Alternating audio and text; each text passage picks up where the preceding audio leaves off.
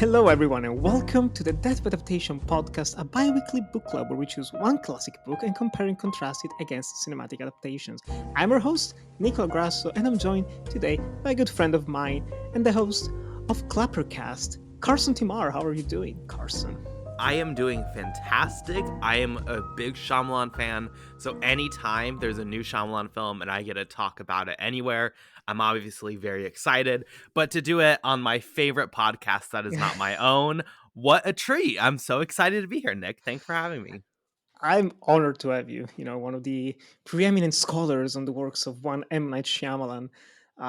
This is a bit of a bonus episode, we could say, for our listeners, because of course the regular programming is bi-weekly. We just talked about with the good Yuan on Train Spotting, and in 1 week's time, just in time for Valentine's Day, Carson here together with Yuan and Hilary White joined me to talk about Twilight. But like you said, Carson, it is a kind of a special occasion. M. Night Shyamalan, we're both fans of him, and we just decided kind of impromptu, hey, this movie's coming out. It's based on a book. Why don't we just talk about it? So here we are. As always, first of all, this is going to be a spoiler-filled episode. So if you haven't read the book or watched the movie yet, please do, because otherwise we're going to ruin everything in here. And of course, you're on YouTube maybe listening to this, or Spotify or Apple. Follow us, subscribe, leave a like, 5 stars, whatever rocks your boat. We're happy to have you here on this journey. And now, without further ado, let's talk about The Cabin at the End of the World, aka Knock at the Cabin. You have to understand that we cannot and will not choose who is to be sacrificed for you. And just as importantly, we cannot act for you. You cannot kill yourselves. We're not choosing anyone. We're not sacrificing anyone. Not now, not ever. Even if it means the death of everyone else in the world. Yes. Even if I believe the world was at stake, which I don't, that's what it means. I would watch the world die 100 times over before having to... Christ. Waste of time. They're never gonna choose to do this. And I don't blame them. I keep thinking this is supposed to be called Knock at the Cabin Door, but it just sounds better. I did the same thing when writing my review of I'm working on. I was like, oh, no, it's not that. Same. But the original novel, which is The Cabin at the End of the World, it's going to be hard not to mess up these titles, was released in 2018 by Paul Tremblay. Paul Tremblay, this was the first time I'd actually heard of him. I know is a fairly popular American writer of mystery, science fiction, horror stories. Is been nominated to at the Bram Stoker's Awards as well. So he's part of the jury of it, selecting some of the more important genre works of literature that are coming out nowadays. And in 2018, he published this book, The Cabin at the End of the World, which became very quickly a bit of a success. This is the story of a gay couple named Eric and Andrew, who are together with their adopted daughter Gwen, just staying in this idyllic, little cabin in the woods near a lake. It's nice, it's cozy, it's fun. They're having a nice summer. They need a bit of vacation. And suddenly, this young, big man walks out of the woods, named Leonard, starts befriending little Gwen. Just talking a little bit, and hey, there's something very important that your parents have to do. And I'm here with some friends, free friends, you could say. Please let us in. And there's a bit of an home invasion.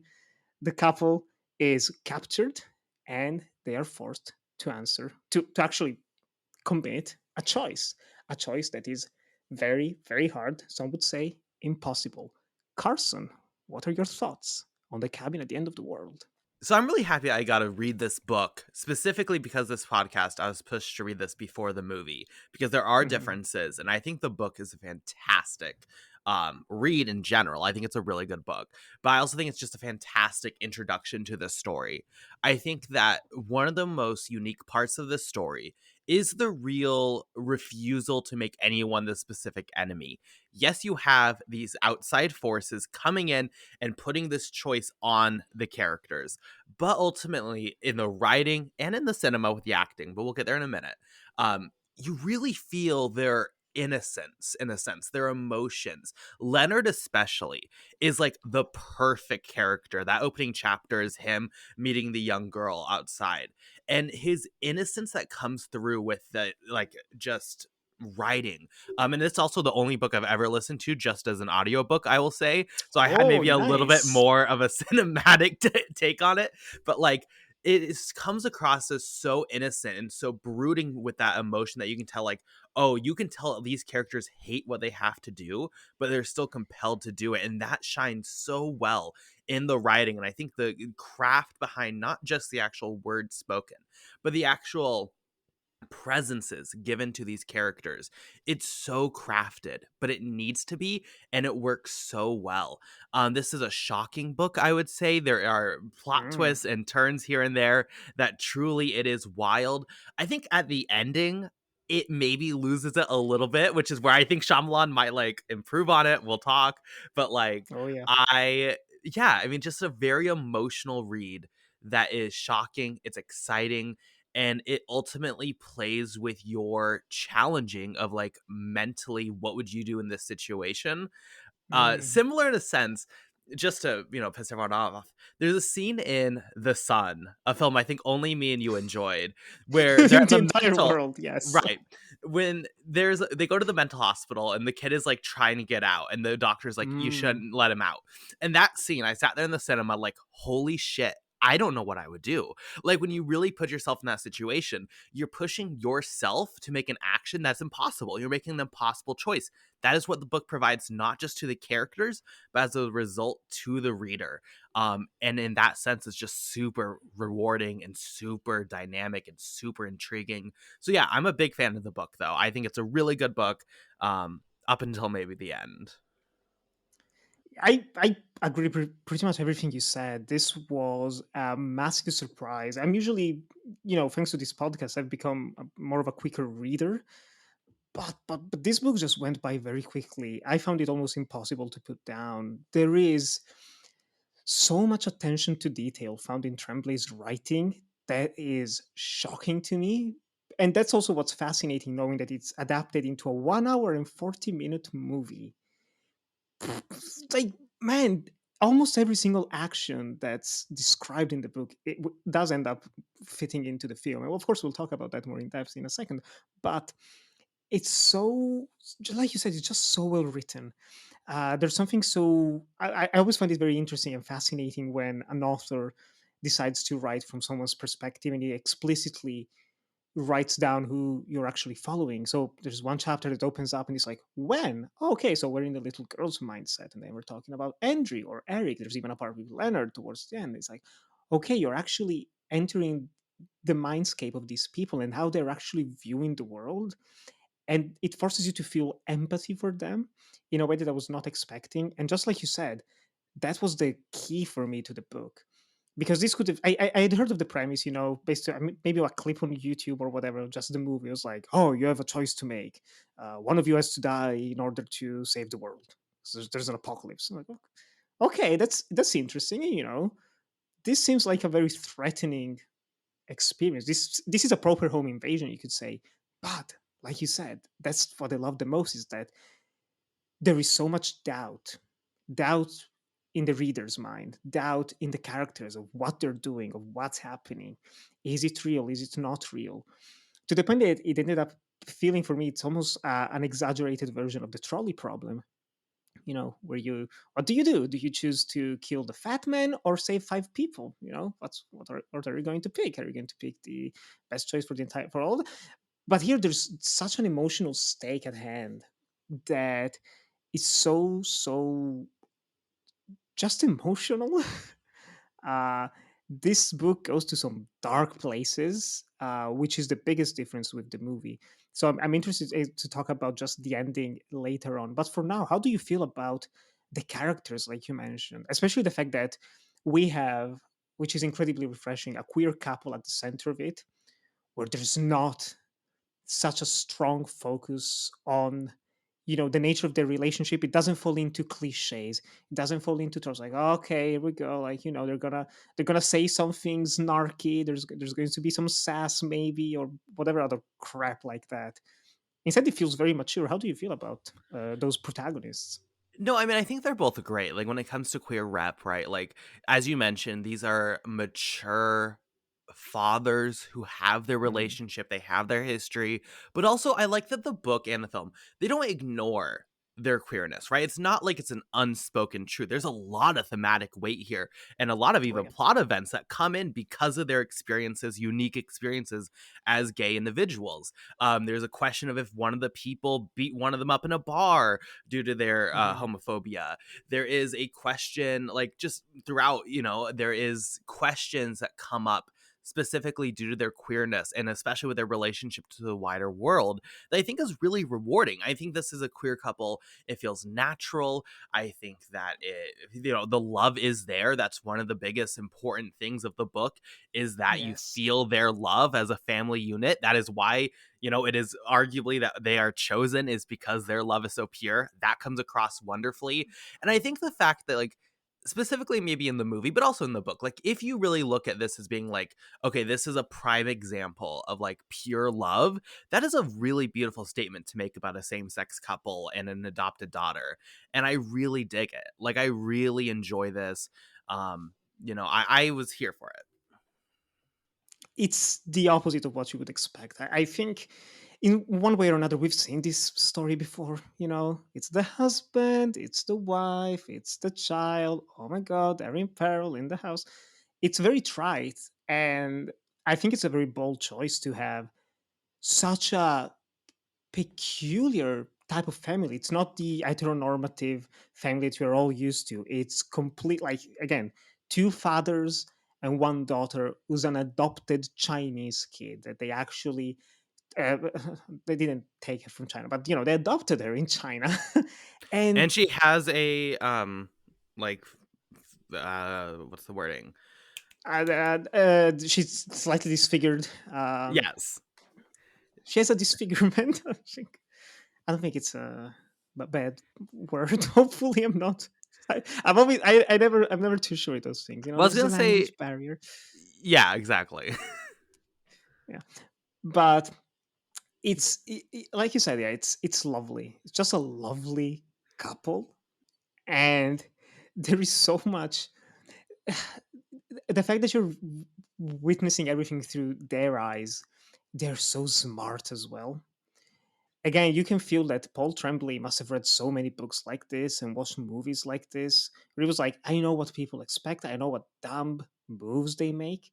And in here, it's so calculated and it's so methodical, even in all the reasoning that they have, especially Andrew, who's is the more clear-headed one, because Eric very early on during the invasion of the home, he actually hits his head and has a concussion, which is probably the most realistic and serious depiction of a concussion that I've seen. I don't know, maybe since the Will Smith movie that's about concussions, because you can feel it. It comes into play in the actual story because it starts, maybe start seeing some figures in the light. Maybe these people, what they're talking about. It actually makes sense. Is it true? Is it just part of the concussion? Is he actually starting to believe what's happening? It's so intriguing, and this constant doubt that's played into the narrative is just fascinating, and it's ooh, ooh. I was so happy. I was so happy reading this book because there's all these parts where we have to you have to choose. You have to choose whether you want to kill each other or one of you or not, because otherwise there's going to be something very horrible that happens in the world. And something horrible does happen, and they show it on TV on the screens, and you go like, "Oh shit, this might be real," but also it's not as bad as I thought it would be. And it makes you question what's happening. The actual characters say that it's like, "Oh wait, you're showing us this program on TV that's actually pre-recorded, or what's happening? It's actually happened 4 hours ago when you were still outside of the house, so maybe you knew this was going to happen." How do you feel about this moral question at the core of the movie, and whether it's real, whether it's not real? Does it matter? Like all of this entire element of doubt of the narrative. I mean, it definitely matters, right? But like I think that's like part of the genius of it is like you can tell these people it feels like believes it. But obviously if you're going to make this Mm, impossible choice, you need to be sure. And then you have all these doubts come in. I think especially this was written in 2018, after 2016, let's say heightened by 2020, you also just have terrible things happen every day. So I think that's a great commentary mm, on the news cycle is it's like I feel like any day I could turn it on and it just be a disaster of some sort. Like I think Yes. it plays incredibly well. I would say it works again better in the cinema when you can viscerally see everything. But like even reading the book, you really do go back and forth on, is this real? Is this happening? And if you're going to make an impossible decision, you need to be sure either way, because either you are killing someone you love or you are dooming all of mankind, including the people you love, including everything basically on earth, to death. So I mean, it's just like the stakes have never been higher, and it's masterful, I think, in how it goes back and forth and some of the logics. And it's, oh, is this something like is it even real news? Did you hook it up to the TV? Like there's Yeah. so, and this in it's incredibly intelligent because it also really, I think, for me at least, understands the natural train of thought for the audience. When the audience is like, oh, I think I figured it out, this could be what's happening, or the book or the film will then address that. And I think it does a Mhm. really good job at keeping those expectations um focused, relevant, in check. And I think it only builds and builds until the finale where you kind of get your answer. um if you want to say you Maybe. got the answer, maybe.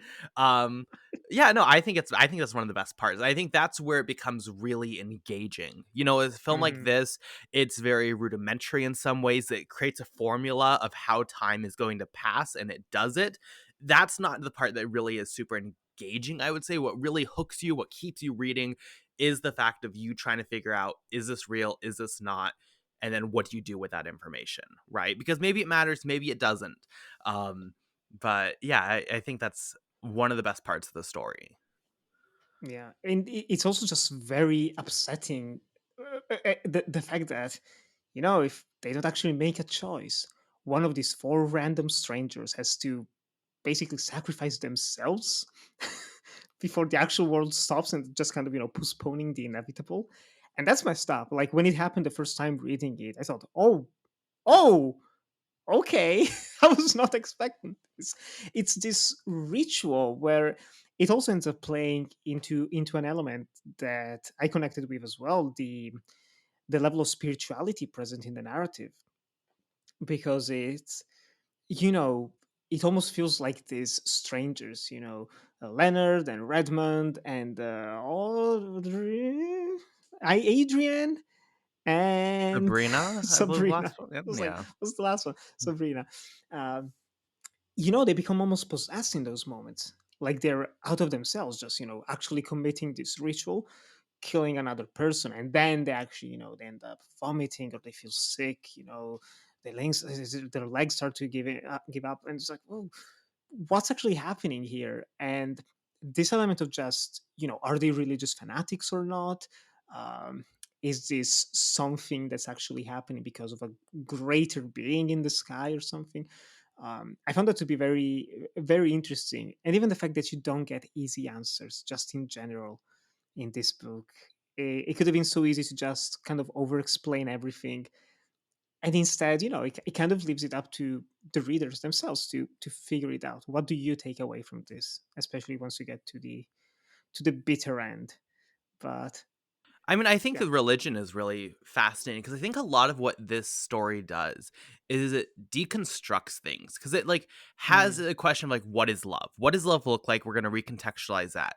What does religion look like? Right? Because these people are not necessarily like saying they belong to a specific religion, right? It's not like these are just all a bunch of like Christians. But And they never say when you God as look well. That's at kind of played into.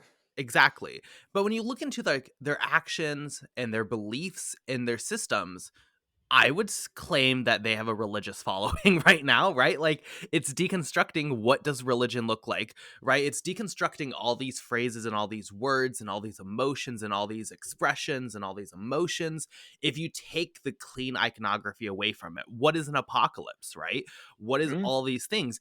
The apocalypse isn't God himself coming down from the heavens and destroying the earth, right? It's these natural events, and it questions, do you believe that's an apocalypse or not? Do you believe that these people, I mean, it's not necessarily like a question the audience has to answer, but I feel like people genuinely think like, are these people, is this religion? Or is this not religion, right? Like, what is the differences? It's similar to how I'm sure some people would question the same sex couple and say, is this love? Is this not? As they do in media every day. So I Of think course. that, when you look at the complexities, I love pieces that examine, everyday phrases and ideas through new lenses that are not clean, because then that is when you find the nuances within that. And I think this story is really beautiful at its ability to do that. Beautifully put. Beautifully put. I think, speaking of lenses, this is a good time to fully transition into the movie as well. 2023, Year of Our Lord. We are blessed by a new M. Night Shyamalan picture, which stars, just to run down the cast a little bit, you have Jonathan Groff and Ben Aldridge as Eric and Andrew, newcomer Kristen Cui as Swen, and of course the group is played by Dave Bautista as Leonard, Abby Quinn as Adrian, Rupert Grint as Redmond, and Nikki Amuka Bird as Sabrina.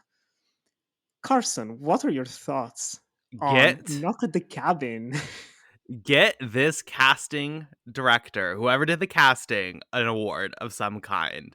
One of the Yes. best casts, specifically like because I obviously going into the book, I read it right before the movie. I knew who was playing who, and as soon Mhm. as Leonard starts talking, I'm like, oh, Dave Bautista is the only person who could ever play Leonard, like just the perfect person.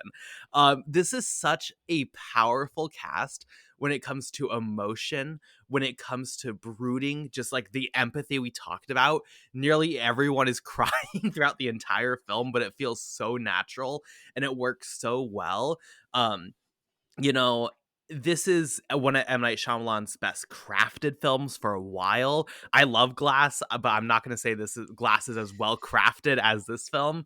Um, Yeah. it takes what works about the film and just expresses, or about the book, excuse me, and it Mhm. expresses it through this visceral, the visual medium of film, which I think betters the story. You can connect to the empathy of these people so much more when you're looking in their eyes and understanding they're accepting their death as they're about to sacrifice themselves, or whatever the case may be. And then we haven't really gotten to spoilers, so I don't know if we want to have a spoiler section and a spoiler free section. I don't know what we're doing, but the Embrace ending. the spoilers. Okay, the ending, I think it makes it, I would say, a lot more clear as far as what's really happening and what's not Mhm. happening. You could still have your interpretations, I guess. And I think it ends with a more like beautiful note on love. And I think it's just way cleaner than the book. Because in the book, you have like Sabrina turn against the group, but then like not really. And then you have like this muddled, like Win already died. And then like, I don't know. It's not, I think it's a very messy ending. I think Shyamalan Mm. brings a craft here that is great. I also will say Rupert Grint. Maybe turning him into a redneck was not my vision of him, but M. Night Shyamalan, you kept him employed with Servant all these years. Now that show's ending. Let's keep Rupert Grint in these films because I think Grint is like incredible. But yeah, I'm a huge fan of the movie. Yeah, same, same. This was, I don't even want to say it was a big surprise for me because, like you, I've been a fan of Shyamalan for a while now, especially after we did a mini retrospective, you could say, in 2019 on the Uncut Gems podcast, talking about Glass and talking about The Village, which is thankfully now it's officially considered a masterpiece online. Everyone's talking about it. We did it, 20 years almost We since it did it, came out. Joe. We did it. We did it, Joe. Um, but Knock at the Cabin, it's such a good film. I think you put it best. Like, this is the probably the best crafted movie by M. Night Shyamalan since I don't know, probably The Village. Might just be. It's so confident, so confident to the point that I don't want to see him do anything big ever again. Just Shyamalan, you keep doing those small scale stories, please, please. That's where he works best with these limitations, and he manages to create tension and suspense in such inherently cinematic ways right from the opening. When you're reading the first encounter between Wen and Leonard, it's cute. There's a bit of something's off. Leonard keeps looking at the forest. What's happening? But you're still seeing everything through Wen's eyes. So, she's a bit more naive as to what might be going on. But watching it in the movie, you have these extreme close ups of their faces. And with each cut, the camera tilts more and more and more. And you're like, oh shit, shit's about to go down. And even having read the book, it's still tense. And like you said, when the actual ritual of the sacrifice is happening every time, it's so upsetting. it's you can feel the desperation of these people, and in a way, it's I actually want to ask you this: why do you think Shyamalan picked this story? I think he's almost like in this new era now, where he's not writing his own. Well, he's co-writing scripts, but he's not writing original ideas. Because this is based on a book, and all was based on a French graphic novel, I believe. So, why do you think he actually chose this project? I mean, everything with Shyamalan right now is about family, right? He has his own family. He's seeing his daughters grow up. His one daughter is directing. I think he's very clearly used Servant as just like a very clear way because she's directed a bunch of those episodes to kind of try to get her on sets, try to get her comfortable with that, with these actors and such. But like, I think when you look at thematically, Old is obviously a very clear examination of family and seeing Hmm. people grow up and understanding that relationship. Shyamalan is very open to that. So I fully see why reading this book, like this impossible choice would speak to him as a father. This text is about the love shared between a father and daughter, two fathers and a daughter. So I think definitely that thematic piece blended with like, the emotions of lockdown, the emotions of just like this constant dread we've been in for like years that the world is ending every single week. I Hmm. think this is a film that, is incredibly thematically rich and poignant to the current moment we are in. And Shyamalan really expressed those wider emotions with also the more personal lens, which I think the ending, which he changes with the daughter not dying, I think is probably a little bit of that. But yeah, I would say it's probably the personal connection he has to the story. I think we're going to see that for a while now, is just him confronting his views of fatherhood and the love for children. Yeah, even just mortality in general, I think you can really see him coming to grips with that. Even with something like small spoilers for Glass, but choosing to actually end any possibility for sequels. It goes the opposite way of all the other superhero movies. Like, oh, all the superhero movies are about what's coming up next. Fuck that. Just die. They're dead. They're all dead. Everyone's dead. There's not going to be any more sequels to Glass. Do you like Um, Glass? I forget. I do like Okay, Glass. Yeah, yeah, okay. yeah. I would say honestly, I like on a big spectrum, but I do like everything that Shyamalan has made except Lady in the Water, Last Airbender, and After Earth. Happening, I like in a It's fun. more laugh. It's fun. It's fun. It's fun to laugh at, not with. Have you seen his two? Not to I've get totally off not. topic, they're both. I enjoy both. I am with you exactly on those three are the ones. Well, I don't care for Old, but like I appreciate it. Right? I don't think it's like terrible. Um, Mhm. yeah, I'm with you exactly there. I think those three are the weaker ones, and everything else has been really good. But you should check out those first two; they're good. I need to check them out. I really do. I really do to fully complete and Servant as well. You're not a fanboy, but you're spreading the good word every time. Every time since 2021, you've been like, no, Servant is good. It's like, I'll try and watch it, and I still haven't. My girl Julia Ducournau has directed some episodes too, so I'll check it out. I'll check it out. I'm doing it this week. I'm We just got to complete the Shyamalan canon. I did that before yes. Old, and it's worthwhile. It's very much worthwhile. Um, and even here, it's so fascinating. I think the thing that I like the most about Shyamalan, which he is someone who started outside of the Hollywood system, who slowly got sucked. Well, not even slowly, just quickly got sucked into it. Probably too quickly, with the success of The Sixth Sense, which blew up. Everyone was talking about it. Oh my God, is the next Spielberg? Unbreakable. Oh my God, amazing science. It's very good. And then it was just a fast decline in the general public's eyes. But to me, I think like it's a consistent filmography in terms of themes, in terms of interests, and the thing that's most consistent, which I really love about him, is that he's so genuine. There's no cynicism. There's just no bitterness in his body and in his films, and you can feel it. And he does something that I would probably dislike in other filmmakers, but the way he does it, he adds so much hope in the endings. Doesn't matter how dark the film can be, doesn't matter how messed up everything is. By the end, everything's gonna be okay. You're gonna live one of his movies. Doesn't matter how scary it might be, and you're gonna feel hopeful. maybe something good will come of it. And that's what I really liked about Knock at the Cabin, because let's just talk about the ending, which I think it is indeed the biggest difference. I want to say that up until the last 20 minutes of the film, it is beat for beat the book, except for like removing a couple flashbacks here and there. But even then, it's such an interesting exercise in adaptation, because like you mentioned, how does the book end? Well, basically there's this scuffle inside the house. Andrew has a gun. Oh my god, what's happening? And it's just Leonard and Sabrina left alive. Boom, the gun goes off, and the bullet hits Gwen, and she dies. And it's a shock. It's a genuine shock. And all of the characters feel are mournful and grieving this loss. Leonard, who was always like, there's the choice is only between you two, man. Wanda isn't even part of the equation. She's not going to die. And yet this accident happens. She didn't willfully want to die. Therefore, this still doesn't matter for the actual sacrifice. She just an accident. And so it all spirals out of control, blah, blah, blah. Death, like you said, ultimately Leonard kills himself. Sabrina wants to help them out.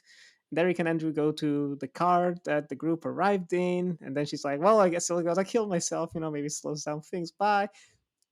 And then they just have to choose what to actually do. And they choose to do nothing.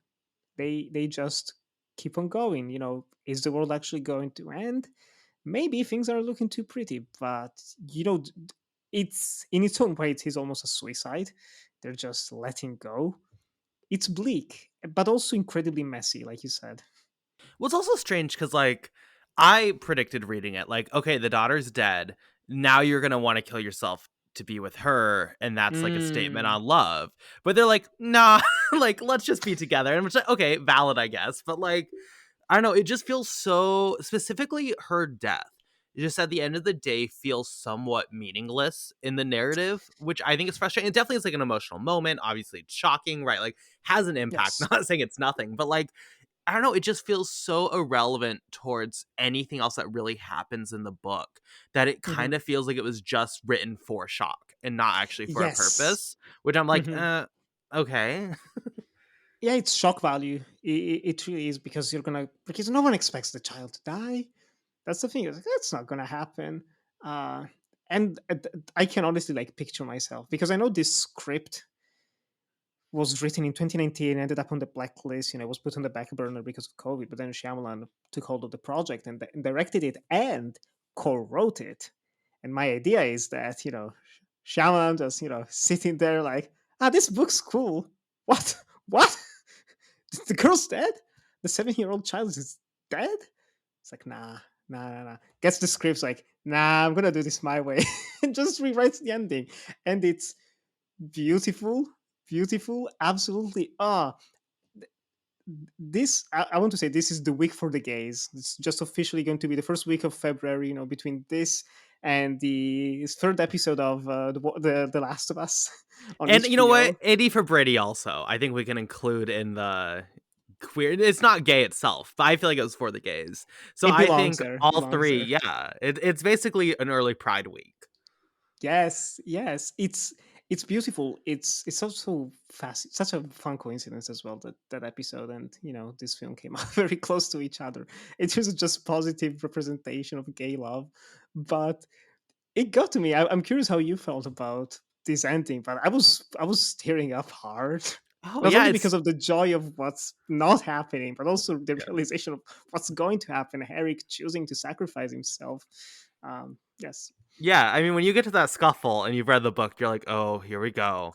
I don't know. Like, I went in and no knowledge on if it would be changed or not. I was like, "Oh, here we go," and then it Mm, doesn't happen, and you're like, "Okay, I'm here for it." Yeah, I mean, it's heartbreaking, right? But what I love is that there is an answer to this impossible choice, which I think, like, more and more I'm less interested as I grow up and see film. as like films that leave it really open ended. I like films that are bold Mhm. and make a choice. I want to like have an answer. Maybe that's like, I don't know, some people probably think that's a terrible take, but like I am happy that we got just some conclusion. We got some answer. And it's done in this like heartbreakingly beautiful scene. The making throughout the film is incredible, but there it's also just like especially, I don't know, like stunning and empathetic. And you realize like he doesn't get a goodbye to win, and like it's so sad, but it's so good and impactful, and it really leaves the film, especially once you see the results of that and see that everything is seemingly going to be okay. Whether or not it's real or not, I guess you can still debate. I mean, I think it gets pretty extreme, right? But What a it's coincidence. it'd be a shocking coincidence, but like technically, I guess. But like, I think that's a really beautiful final sacrifice that carries the weight that something like this should carry. When you randomly kill the daughter, you've had your big moment of shock. There's really little you can do to match that with the ending, as far as poignance, as Hmm. far as impact. And I don't think the book really necessarily even tries to. But the movie just takes that moment and saves it for that end, and it's just stunning. I mean, it's hard to imagine not walking away with some form of tears in your eyes. Like it's tragic, but it's beautiful. Well, it was kind of funny during my screening of the film because there was this man who was clearly homophobic, just hard. Oh no. And the funniest thing was during the opening scene. Already you could tell this man has weird vibes because there was a lady who was choking on some popcorns or nachos in the back. She was like, like that, and he just shouted like, "Get a test." Jeez, harsh. Okay, so already was a bit off, and then there's Leonard talking to Van. Why do you call him Daddy Eric? Well, because I have two fathers. Okay, nice. Just like that. I was like, oh fuck, oh shit, oh Oh no. boy. Oh, as soon as it cut to black at the end, just rushed off the screen. He was in a hurry. I don't think he liked it. There was another lady behind me. She was very upset. You called this a horror film? Oh To her god. son that she brought. It was like, oh shit. But in my same row, you know, look on the far side, there were a couple of sisters. They were both, teary eyed, Okay. kind of, tissues. I was like, yes, there's hope in the world. That's when I see some humanity in the room. It's like, there's hope. Right. There's hope. People like this movie as well. There are more people than just me and Carson, and like three or Right. four followers on Letterboxd. Um, it's beautiful. What really got to me, which again, it's something that in other movies would feel so cheap, so cheap, but it's the moment when Eric and like you said, just the way it's shot, it's this close up with the room just spinning around them as they're trying to take hold of the pistol and just talking to each other in this during the conversation, and it just has kind of this vision of what's going to happen in the future. It's like, I see you and Wen together. You're older. She's like a lawyer or something, or a doctor. Like, she's happy and successful, and you're talking with each other. It's just beautiful. And it actually cuts away to show that. It will feel cheap in other movies. In this one, that's when I was like, I'm not gonna cry. I'm not gonna crash. Oh no. Oh no. I just felt very, very emotional. And it's beautiful. It's so beautiful. And it's actually kind of the last big question I want to ask you in terms of just the differences between these two stories.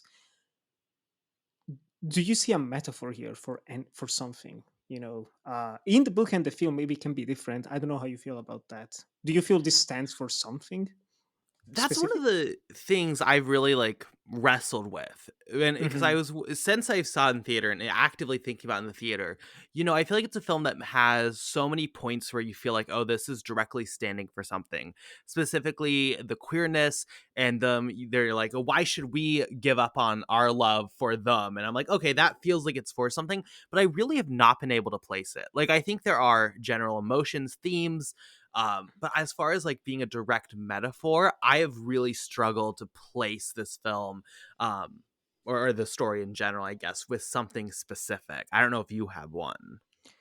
I was struggling a little bit primarily with the book Mm, to the point that I, not in general, but I did see it almost as an anti-gun statement, mm, because there's so much emphasis on, because of the fear.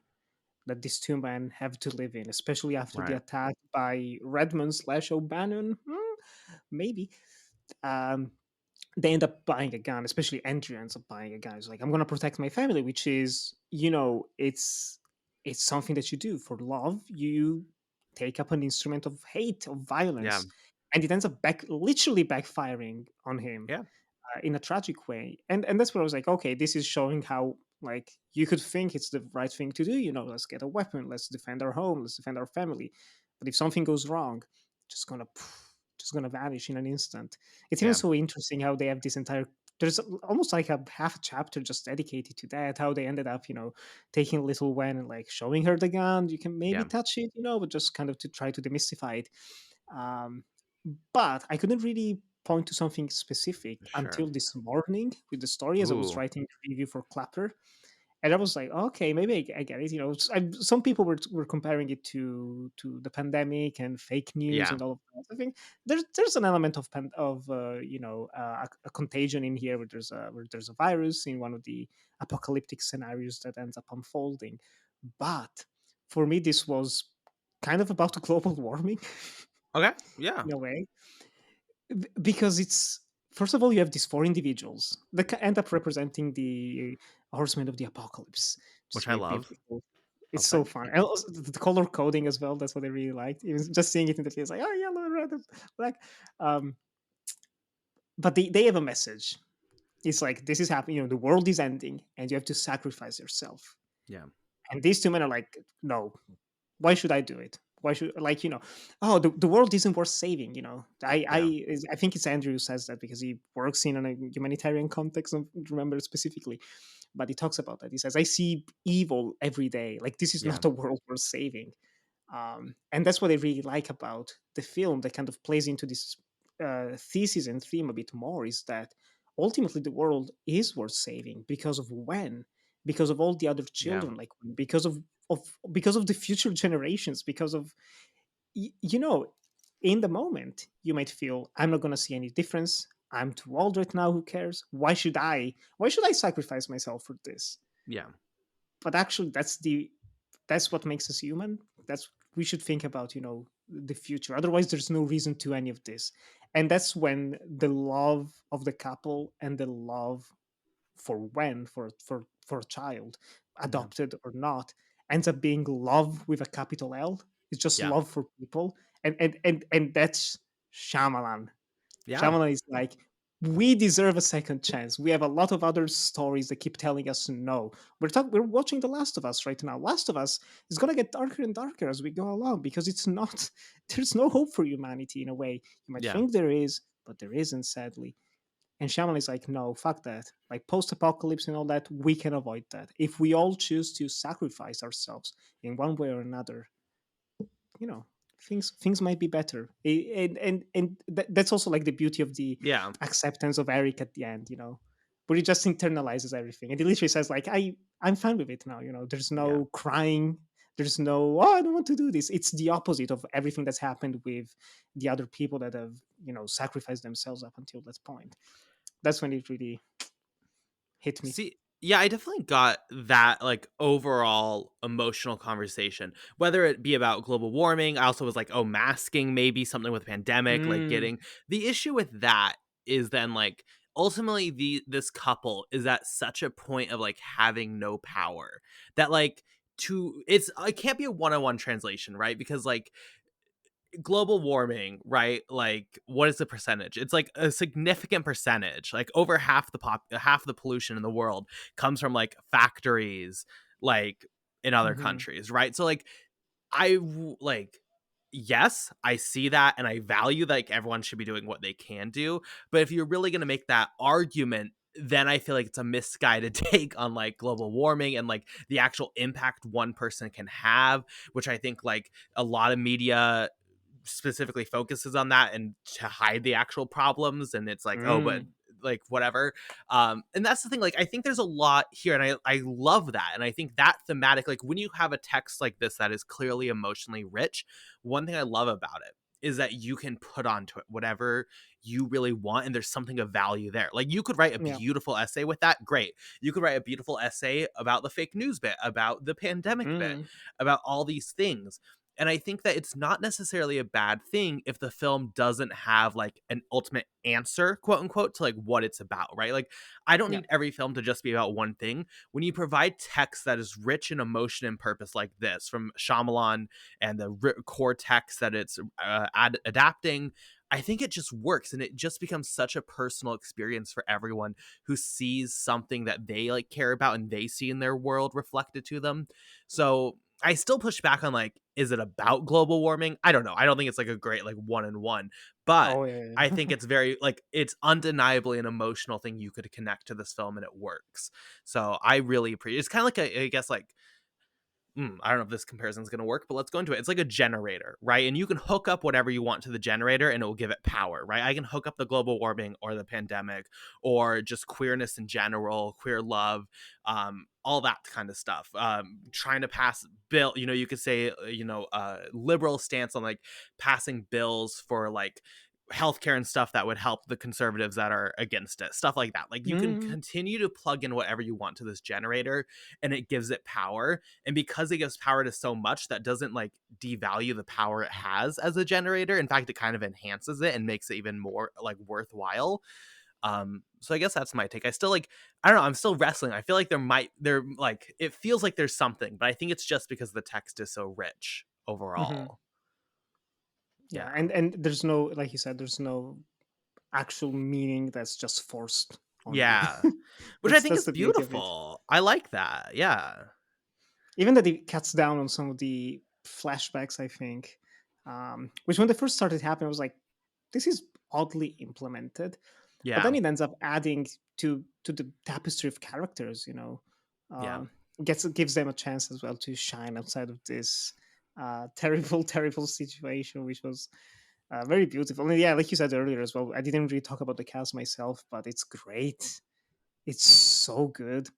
I think I really liked Old, but there were a Mm. couple weak links, you could say. Maybe more than a couple, potentially. But in this one, it's really is perfect. Um, I think even the balls on casting Rupert Grint in such a role. And that shocked me. I was doing research. I thought, when's the last time we had Rupert Grint in a film? It Yeah. was like, oh, it's Moonwalkers from 2015, which I like. It's mildly enjoyed. It's, a bit of Sure. a fun-ish film, but it's nice to see him back again, kind of going against expectations. I think in Servant as well, he's not Ron He's Weasley just to No, put he's it a like really that. arrogant, like rich alcoholic man, but he's Oh wow, incredible. He's incredible. And like, I think Servant is his best performance. He's my favorite actor in Servant, actually. Um, nice. so yeah, I really dig him. And I hope he gets more roles because I think he's just incredibly talented. And he's like the main one from the Harry Potter trio that just like didn't really do much, did he? But sad because I think he has talent like the other two. Who knows? Maybe Yeah, this is yeah. the start of the Rupert Grint renaissance, right? And that I will be think I've seen great. that happening. It's just on set of Servant, and just M Night. Can I be in one of your movies, please? Well, I feel like everyone I involved want to with go back into Servant, features. yeah, I feel like everyone involved with Servant, because they've been doing one season a year. Like, they've just been on the cycle of Servants where they've not been able to do anything else. Now it's ending, Yeah. so now they all have to get other jobs, right? Like, they have to just get new jobs every year now. So hopefully they all branch out, because I think they're all fantastic. Fingers crossed. Fingers crossed. I'm very excited to finally watch it. But yeah, I think Jonathan Groff and Ben Aldridge have fantastic chemistry. Again, they don't fall into stereotypes, which was one of my fears. I was like, how's this gonna play out? And it plays out beautifully. It's so tender. It's so genuine. I think there's the one moment where Leonard just puts them in front of one another, just like maybe if you watch each other, you're gonna fall asleep better. Oh, that's Which beautiful. is Yeah. it Oh, was so nice. Like, so yeah. many of all small scenes with when like they're gonna do something disturbing, and like the ideology of this like, oh, casually picking up and turning her but still having Mm. her like for support, because it'd be really easy to like drag her out of the room, but they never do that. Like, everything is so crafted to be like as nice and loving as possible. But yeah, I mean, I think their chemistry is wonderful, the couple. I've been a Jonathan Groff fan forever now. I think he's just incredible. So I'm happy to see him get more work. Cast gay Yeah. people as gay characters, and guess what? It turns out to be emotional. Sorry, Benedict, but I enjoy this a little bit more. I had a very bizarre conversation with a gay friend who was against this. I was like, "Well, but maybe there was someone. I'm not in favor of those things being forced on us. I think that's pandering." I was like, "I don't know. I don't know." It's like, man, but maybe there were better actors. Like, I don't know. There have been there's almost been a century of people being forced not to represent themselves on screen in an accurate way. I think it's all right if we have two gay men playing a gay couple in a film. Something Especially because doesn't they're work. good actors. I mean, They're really good. Jonathan I've Groff never is seen incredible. The I've other never seen Ben guy, Aldridge. he was in, I think I've only seen him in Spoiler Alert last year, and I thought he was good there, but I mean, he gets to shine so much more here. He especially, I Mm, was blown away by him. I mean, I love Dave Bautista. I think he gets better with every single role he gets in Hollywood, but like, yes. honestly, he might be my favorite of any of them.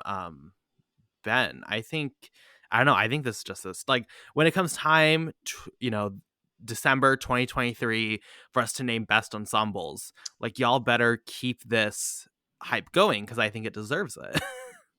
Yes. Yes. Yes. Yes. It's yeah. But Ben Aldridge stole the show. Well, I mean, Dave Bautista steals the entire movie, but that's because it's Dave Bautista. It's just so instantly likable, charming. The way that he's just so soft spoken in the film. You know, um, there's so much to his bulking presence that is contrasted with that. That's just impressive. I'm so happy that he keeps saying like I want to be taken seriously as an actor, and he keeps on taking more and more challenging roles. And I think this might be his best performance yet because Yeah. it's let's say a co-leading performance as a co-lead, and he gets to shine in multiple ways. I think the final monologue that he gives as well is Mm. spine-chillingly beautiful. So man, yes, keep on doing those movies. Give him the rom com that he wants to do. Just just give him everything. Give him everything. Just cancel The Rock. We don't need him. We have Dave No, Bautista. sorry, Black Adam. We don't need that. No, We thank don't need you. that. I mean, the But kid is Carson, they're also gonna try and keep fantastic. it going. Yeah, So Black well, Adam 2, it's gonna happen maybe in 10 years. Black Adam's going to be the key part of the DCEU, so keep an eye out. I'm excited. That's the sad thing about DC. They always are like, "This is what we're doing." I'm like, "Well, I don't like any of your films, so I don't want to watch any of these. Sorry." And plans Um, don't change after 6 months. sure. The kid is really good. I also want to throw out Abby Quinn. Really impressed me.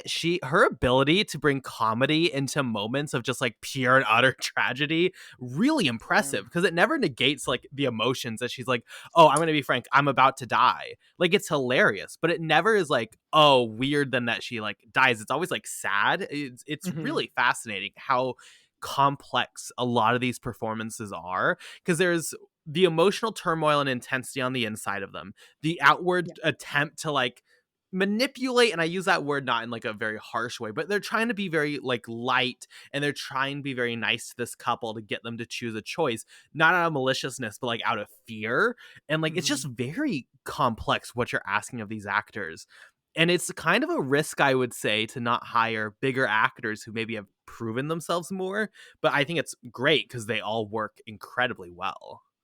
Yeah, she was just as much as a revelatory performance as the kid. Mm. I really liked Abby Queen, and I don't know if it's Shyamalan just maturing as a filmmaker even more, but I think this has the best use of humor than almost any of his other movies because there's always a big point of contention.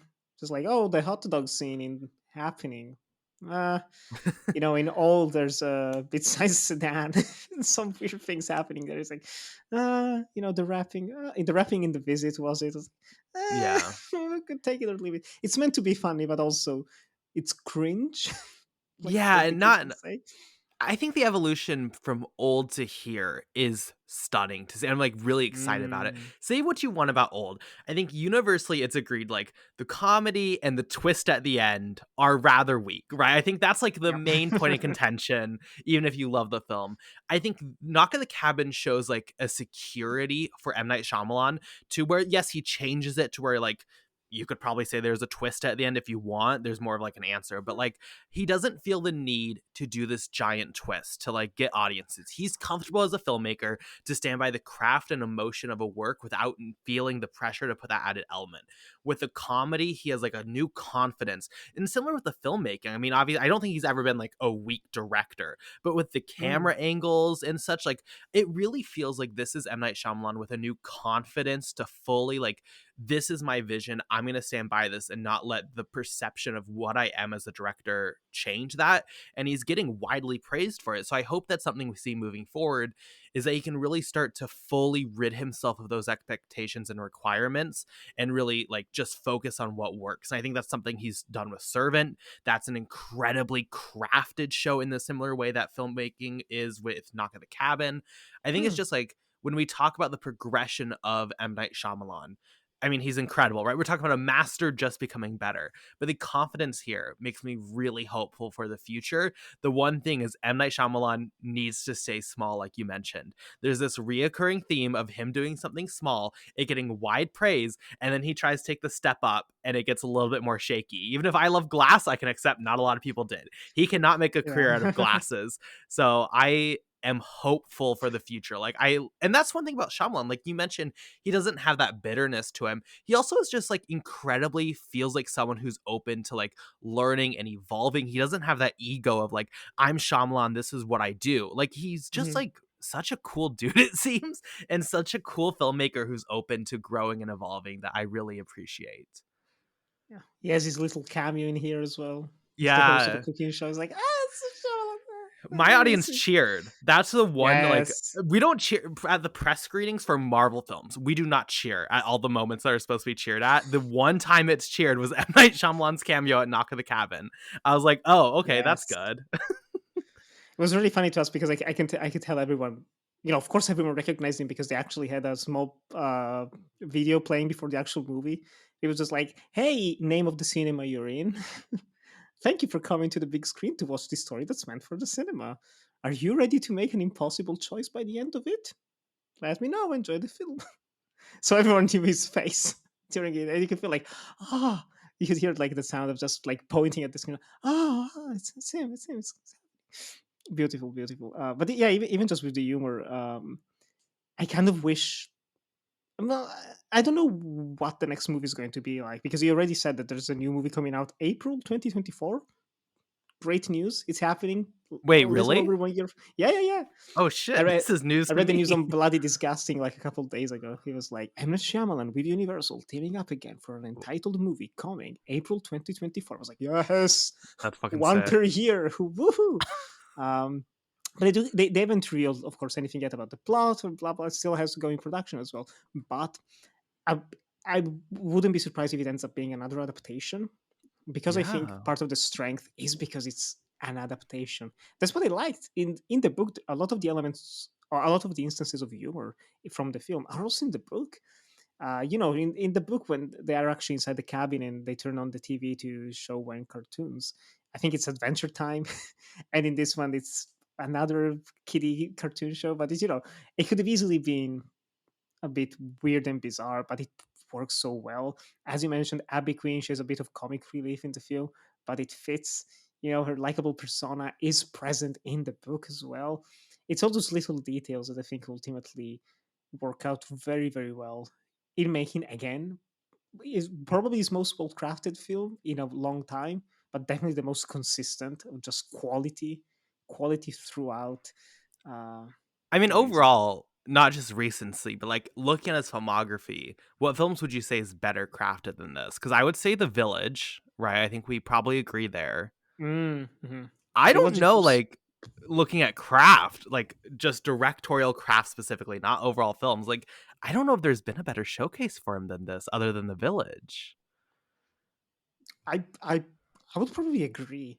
I'd say maybe Split, despite having a Valid. couple odd moments. But it was more of a combination, I would say, of the cinematographer and composer, which are not the same. I think it's the first time he's not because he's had the same cinematographer. Let me check because I didn't actually check who shot this film. Uh, but Jarin Blaschke and Lowell Meyer. Oh yeah, the guy from The Lighthouse, The Witch, and The Northman. Yeah, he just Yeah, hired like the best. He was like, "Yeah, you're kind of killing it with Robert Eggers. Like, might as well just do my film too," which is strong. That makes sense. yeah, and even the composer, he got Herdis Stefansdottir, who's an up and coming composer. They've worked on The Essex Serpent, and The Sun is also a star. But I was listening actually to the soundtrack today while writing the review, and I was like, it's so subdued. It's so unlike other, horror thrillers that you'd expect, which is loud and bombastic and in your face. That's kind of like the film. That's how it is. That's to me like if the game could be, what's the twist in here? Like, where do you find the twist? And I think the twist is that you might expect something like a straightforward horror, and you get something that's much deeper and more grounded and just more sad rather than scary or upsetting. And it's beautiful, beautiful, beautiful. The beauty of Shyamalan. But now, Carson, alas, it's time for your impossible choice. Maybe, maybe not so impossible. After this conversation, which do you prefer? The cabin at the end of the world or Knock at the Cabin? Yeah, I'm gonna have to go Knock at the Cabin. I think like through no fault of its own, up until the ending, ignoring the ending, like this is a film that defines itself on human emotion, on brooding tension, and these are things where it's effective reading on the page. I want to make clear I like the book. It just holds a new weight when you can look in an actor's eyes, and especially with this Mm. film with close-ups and such, like it just holds a new level when it's a real human there going through these events and it's not just a character on the page. So I'm gonna have to go with the movie, but I think they're both excellent. This is one where like truly I would not judge anyone for going the other way. I agree. I'll pick the movie as well. I think if it weren't for the ending of the book, it would have been a harder choice to make because it doesn't fulfill you in the same way that the films does. And again, the movie goes the, let's call it, Hollywood route of things. Everything's tied up in a nice little bow. Everything's nice and happy and joyful, but it works. It fits. I think sometimes we need that. We don't need to always have these dour and depressing stories that just beat you down and destroy you. Especially after the pandemic, I think Shyamalan knows that audiences deserve it. If they're spending their well-earned cash to just go sit in a dark room for 2 hours, I don't want them to feel like shit when they leave. I want them to feel, again, hopeful for the future, and I think that's beautiful. But then again, like you said, the book is so engaging. I've read a few thrillers in the past year, and a lot of them weren't that interesting, that exciting, and this one was just a blast, an absolute blast. So of course, if you listened to this episode up until this point, you've likely watched the movie and read the book. But if you haven't, they were worth checking out, both of them. But yet, thank you, Carson, so much for joining me for this episode of the Death by Adaptation podcast. Where can our listeners find you online? Yes, you can find me on Twitter at BP_movie reviews, Letterboxd Carson Timar. I write a bunch of places, but I also host, as you mentioned, the Clappercast podcast, where we review new releases every single week on all podcast platforms and YouTube. On Twitter is just at Clapper Podcast, the easiest place to find us. Yeah. Amazing, amazing. Absolutely do check out that podcast. You can also follow me on Twitter and Instagram at NikiGra97, and there's links to everything, Linktree, Vimeo, YouTube. I have a new short film that just came out called My Choice, which I recommend you check out. A bit of an experimental monologue, that's all I'll say. And of course, you can follow this podcast on Twitter and Instagram, Death Adaptation and Death Adaptation Pod, respectively. Next week, we'll be back to the regular programming with the Valentine's Day special on Twilight. So stay tuned for that. Thank you for listening. We hope you have a great day, and we hope to hear from you soon. Bye bye.